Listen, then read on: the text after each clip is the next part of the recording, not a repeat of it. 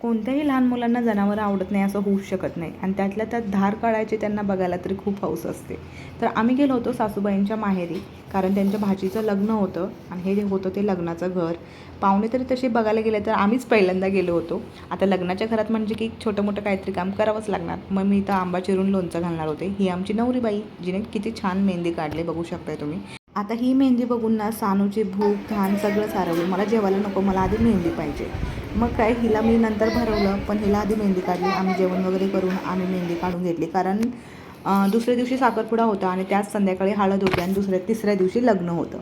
तर साखरपुड्याचा दिवस तुम्ही बघू शकता. दोघं पण किती छान दिसत होते.